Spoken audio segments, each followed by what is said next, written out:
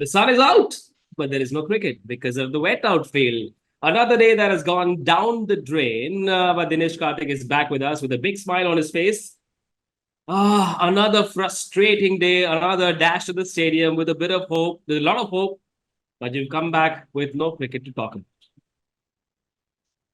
I was actually expecting you to come up with some fancy line like "Rain, rain, go away. You're giving us too much pain." I was expecting My something like that. confidence got shattered after your slow clap It was yesterday. I said, such no, a no. good start. I don't know why your confidence should get started. I feel like it was very good.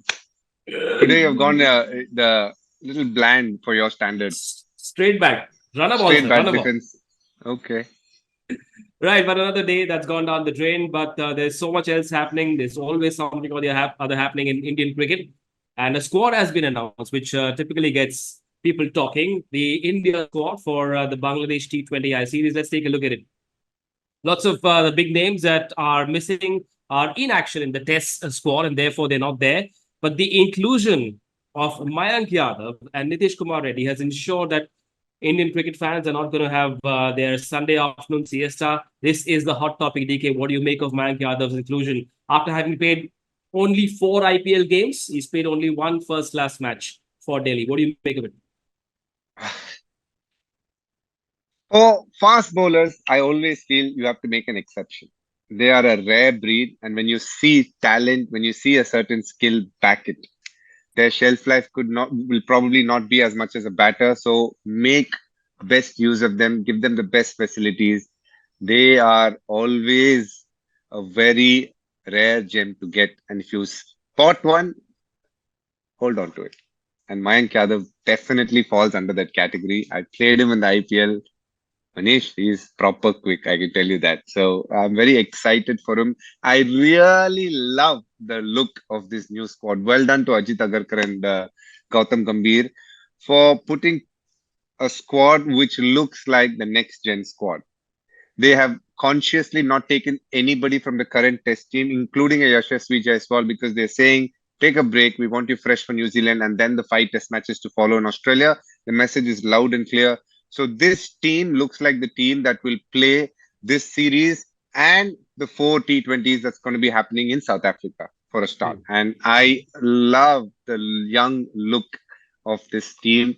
It's got some seriously exciting talent. I can't wait for them to get on the park and show the world the kind of skills that they've had. They've already shown us glimpses of it in the IPL, but for them to wear that Team India blue shirt, go out there and just express themselves to the fullest. It's going to be a lovely T20 series. As I said, I'm very excited for them. Mayank Yadav just didn't come in and make an IPL debut. He came in and exploded onto that big stage, the grandest, the glitziest league of them all. As I said, just 4 matches, economy of less than 7 now. After these 4 matches, he had this abdominal issue, abdominal tear, I believe. Went to the NCA. I've been told VVS Lakshman and his team took good care of him. So clearly, Indian cricket would have seen something special in him to say, we're going to look after you. And when we feel the time is right, you will be in straight away. So it says a lot about Mayank Yadav as well. Says a lot about the current system as well for them to get ready, take care of him, spot a talent very early. I was hearing murmurs of, oh, he should be in the Australian test team, but I don't think his body is ready for test cricket yet because of the fewer matches he's played in 4 day cricket for Delhi or for that matter, any amount of domestic cricket. So I am very excited for him. And I love the fact that Gautam Gambhir has invested in all rounders. We keep searching for it, and you see this team is filled with all rounders, be it an Abhishek Sharma, be it a Riyan Parag, be it Nitish Reddy, be it a Shivam Dubey, Hardik Pandya. I'm like, wow, how can I forget? Akshar Patel is not in this squad, but I just can see that the way Team India is progressing is let's have all rounders, and that's going to help us formulate the 11. One of them clearly made waves the IPL for the Sunrisers in Hyderabad, Nitish Kumar Reddy as well. He was chosen for the Zimbabwe tour, couldn't play because of an injury. But it's so good to see players doing the hard yards, delivering goods for their franchises. And Indian cricket is looking at him, I suppose, as another option in that Hardik Pandya mold. I wouldn't put him in the Hardik Pandya mold, and I say that because you're not guaranteed 4 overs from Nitish Kumar Reddy. As we sit here today, he could go on to become that. But what we can be very excited by is the talent that he possesses in batting. Outstanding fielder, one of the quickest in the country. So that is another major plus. But what I really like about him is playing for SRH is not easy as a middle order batter because the tempo with which a Head and Abhishek starts is very different to any other IPL team. They just get off to a flyer. What Nitish Reddy did really well was come in and continue that tempo. Now that requires skill. It's one thing taking 5, 8 balls, taking your time and then exploding, but a lot of the times he was able to maintain that momentum or run rate that the openers and the number three had set, and that I love about him. It's not an easy skill, so it tells me he's a man who's very sure of the kind of shots he wants to play. He again is a young boy who, if given the opportunity, will blossom for Indian cricket. I'm very excited for Nitish Kumar Reddy. After a long time, you're seeing another cricketer from Andhra. So these are all good signs for Indian cricket. The pace trio as well has a fair bit of variety. Arshdeep, left arm, Harshit Rana can bowl 140 very comfortably, can bat as well. And he showed that in the domestic circuit. And then the 155 plus fire of Mayank Yadav. There's so much variety in that attack. There is enough all-rounders, but also some real good spinners. Now let's speak about the fast bowlers. Harshit Rana, for me, he is a very exciting talent. He was probably one of the biggest reasons why KKR went on to win the IPL because he bowled through all three phases in the game and he was able to give control and at times pick wickets as well, which is a great skill to have. Mayank Yadav, if you look at the stats, it does look flattering, but more so, the games that he won, Lucknow won purely because of him. Now, that is a great skill again to have. Arshdeep Singh, we all know how good he is. I wish both these players, Harshit and Mayank Yadav, get an opportunity right from the get-go. And I say that because we know what we can get from Arshdeep. He is definitely a lock-in in T20 cricket.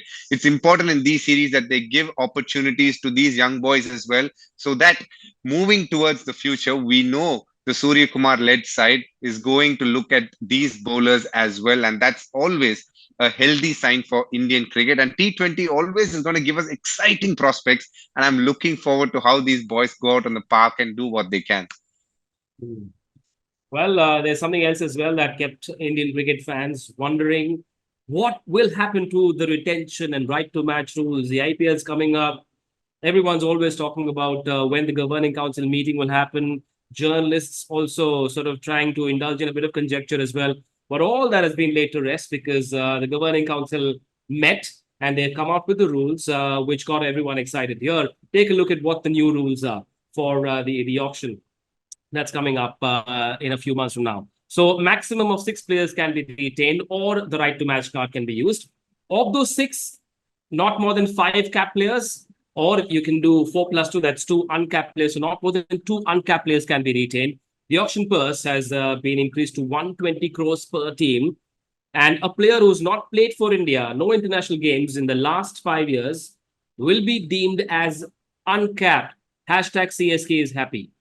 Also, a new rule that's come in is 7.5 lakh rupee per game playing fee has been added for every member of the playing 11. So those are the broad contours of it all. But what about the retention purse? We'll come to that in just a bit, but largely this number 6 is going to make everyone happy, whether it's 4+2 or 5+1, allows teams to retain the core, which will of course come at a price.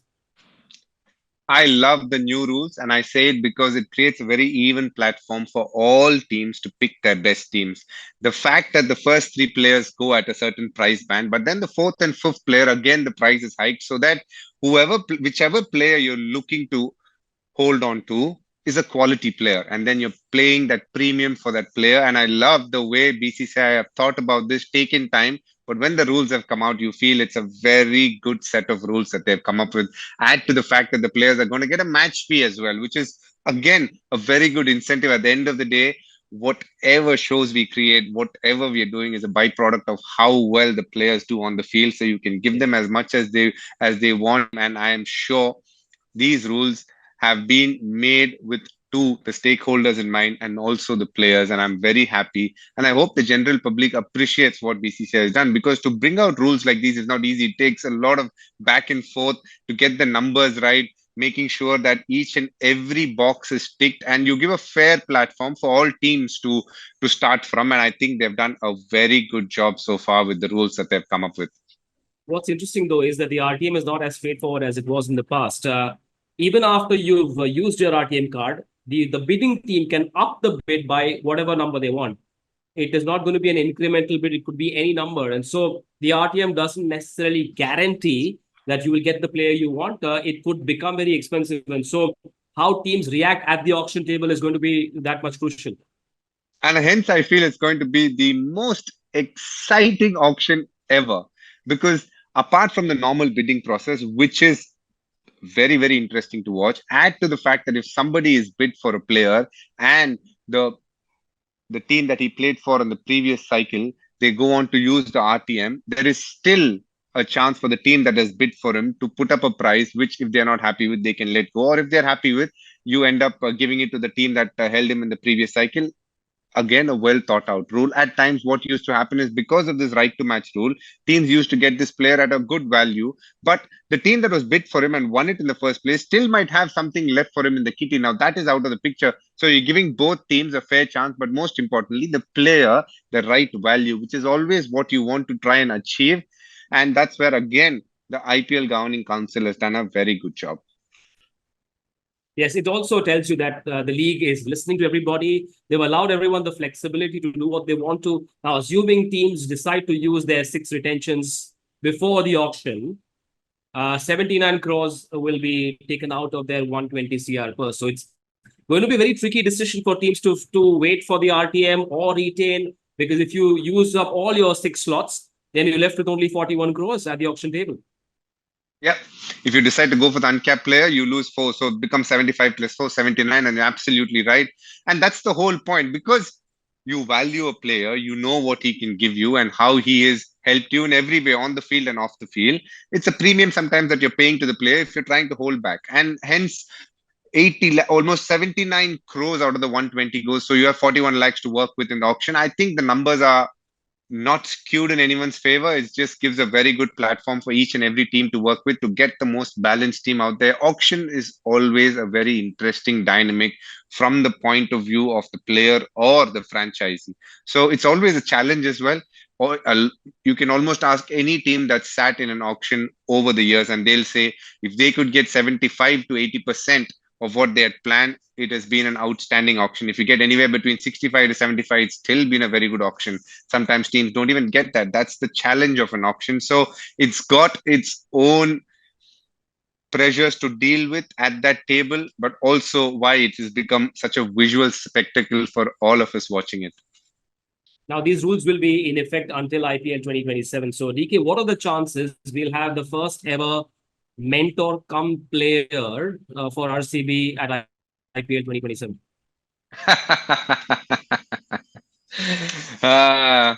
I'm not going to lie. It's nice to see the numbers and get a little bit tempted, but my body knows, my mind knows that it is time to move on to the next phase of life. As much as it is a great platform and it has given me the highest of highs and the lowest of lows, I think it's time. I genuinely feel I made the right decision at the right time. But this new uncapped player rule is only for Indians. And so therefore, Sunil Narine may not, in fact, will not be considered an uncapped player. This is going to send the whole of Chennai into a happy tizzy, because they're saying, listen, MSD will be looked at as an uncapped player and he could still play. So that story as part of the IPL narrative could continue. Look, everybody talks about it. This rule is made for one man, and I am for it through and through. This man has been such a major part of what this IPL has been about.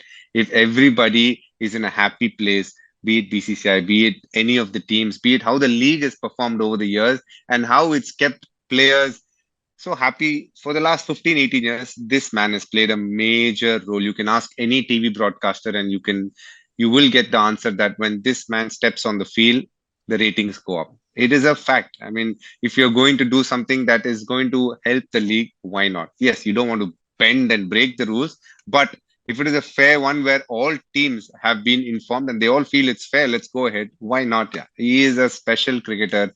He's been one of the greatest cricketers and captains that the country has ever had. So I am all for it. I'm happy if he's playing.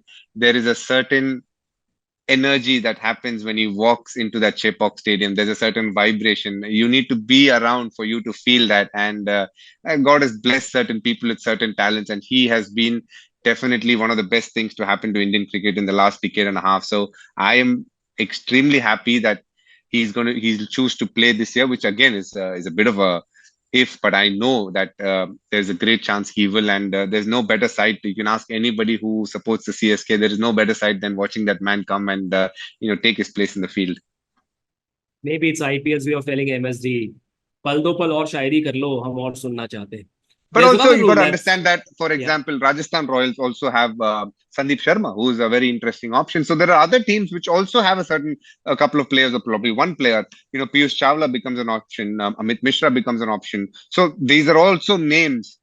At the end of the day, how the teams are going to use it is always up for debate. But you do get the feeling that CSK will be very happy with that rule.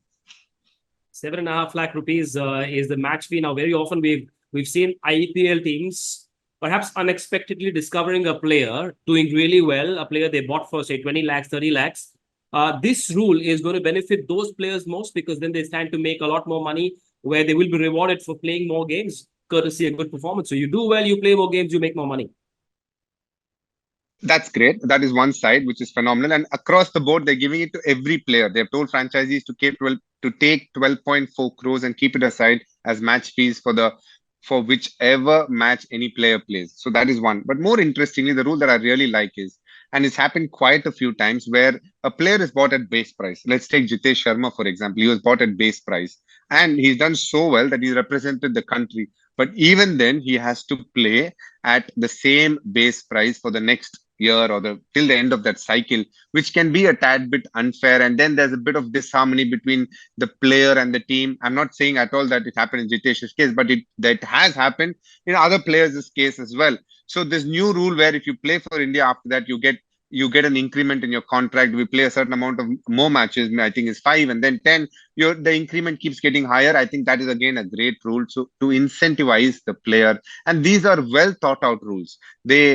What's the beauty of IPL is every cycle they get feedback from all the teams. They understand what are the areas they can improve and get better with rules. And I think Jay Shah has done everything possible to give the players the best possible platform, not only to earn money, but also represent the country and have it in the back of their minds that representing country is the most important. That's why he made it mandatory that people who are available has to play domestic cricket. Now he's helping players who are part of IPL as well. So you put everything into context. They've tried to take everyone in the picture and say, we're going to help this area for this franchise, not franchise, for the franchisees, and in this area for the players as well. So overall, it's a win-win situation for everybody that is there right now.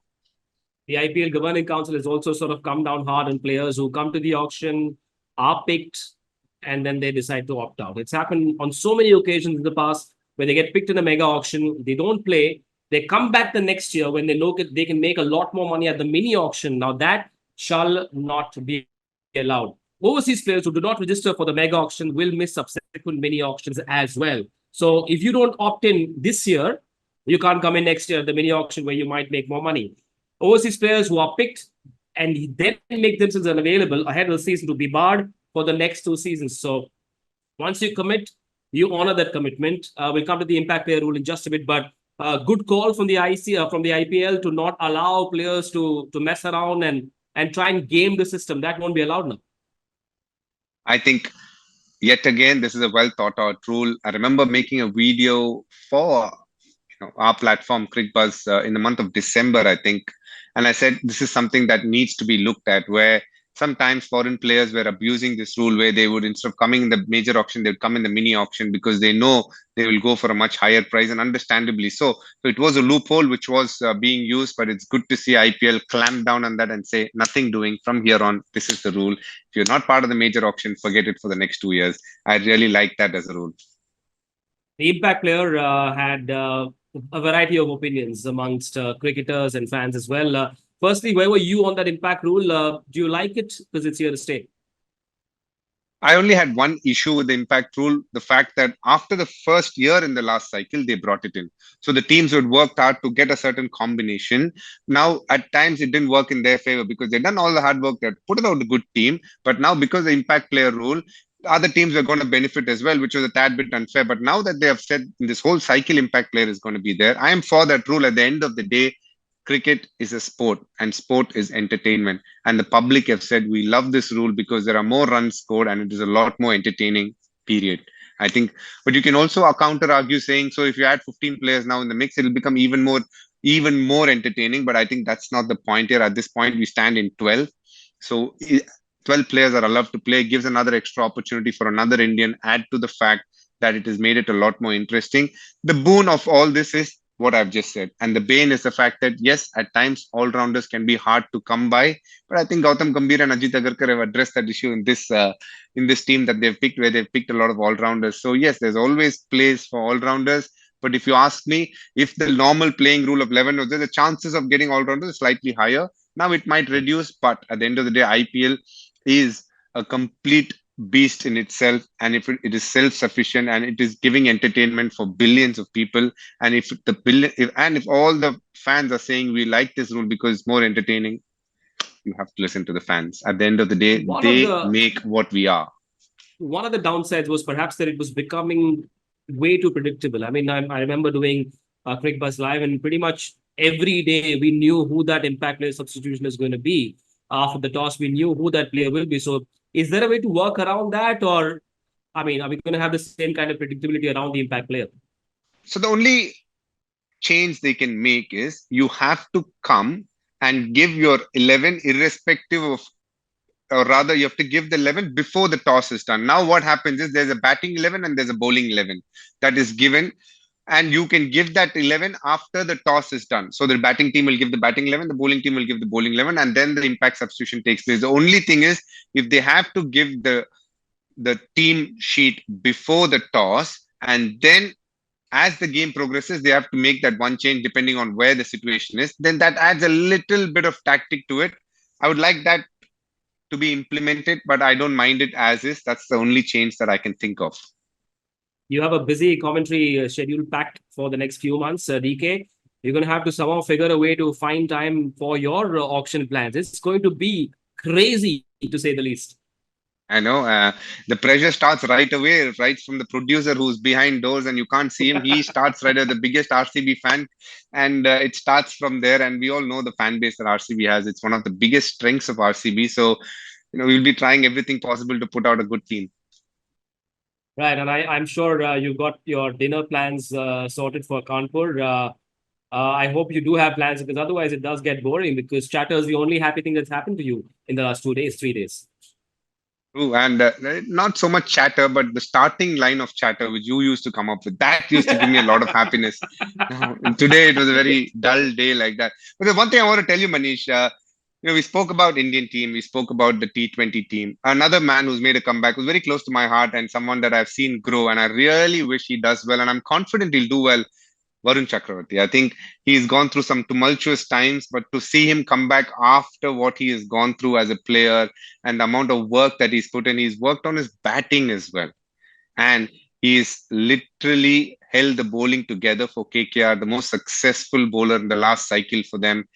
He's a special cricketer. Somewhere I felt he could get lost in the system, but I'm so happy Ajit Agarkar and Gautam Gambhir felt he has the talent, let's back him. And he's a special guy. I really feel he'll make an impact in ODI cricket as well. I I wish him all the best, because I'm looking forward to seeing how well he goes again in international cricket, because he's a special bowler. Vishnu and Washington Sundar, the other spin options. But just wondering, it's something we missed out talking about. Are there enough? Who are the finishers going to be, and who opens for you? There are only two options: Abhishek Sharma and Sanju I think Samson. it'll be Abhishek Sharma and Sanju Samson. I don't think you can look beyond that as we sit here. And that pretty much tells you that Sanju will start the series.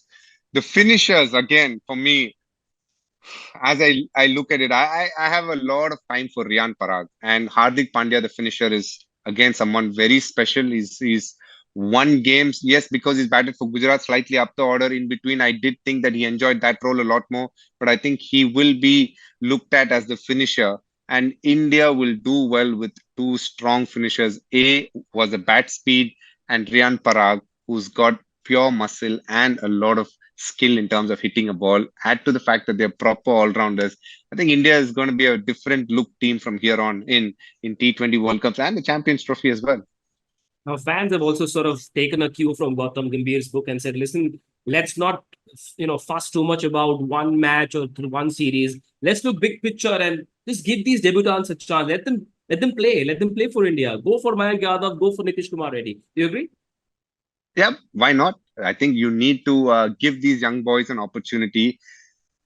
You're seeing talent right now. And the biggest stage in the world in terms of franchisee cricket is IPL. And these are boys who have done well here. There is no reason why they can't do well in international cricket. And Nitish Kumar Reddy, Mayank Yadav, the likes of Ravi Bishnoi, who's come in. We've also, Washington unluckily hasn't played in the 11 in IPL for some time. But again, we all know whenever given an opportunity, it does well. So there are some good names. But the best part is the average age of this team will be like 23, 24. And that I enjoy the most because you're going to see a new look, young, fit, firing Team India. And it's going to be a mouth-watering series against Bangladesh. On Mayank Yadav, I forgot to ask you earlier, should he go all out, bold, full tilt? Or should he say, listen, it's my debut. I've got to play longer. I want to play all three formats. Let me not look at 158, 160 straight away. Let me just slowly warm up. And by and by, once I settle in is when I'll bowl super quick. I think he'll go 157. That's what he's getting his body ready for. He's like a Lamborghini car. I think once you hit the pedal, he flies. If he is fit, he will let the ball fly through. Lamborghini is a nice one. I think that's something that the scribes will pick up as well. But DK, that's it. We've discussed the IPL retention rules and the India squad threadbare. That's all there is to our conversation here on Cricbuzz Chatter. We'll see you again tomorrow. Hopefully, we'll have some cricket to talk about because, well, that train is stuck where it was on day one, 107 for 3 Bangladesh. In the 35 overs that could be bowled, 2 to Akash, 1 to Ashwin. That was the wicket of the Bangladesh captain. Day 3 had no play, bad weather, and wet outfield has ensured that there was no play. Hopefully, there'll be some action on day 4, and I promise you, Dinesh Karthik will be back on Cricbuzz Chatter at the end of day 4. We'll see you then.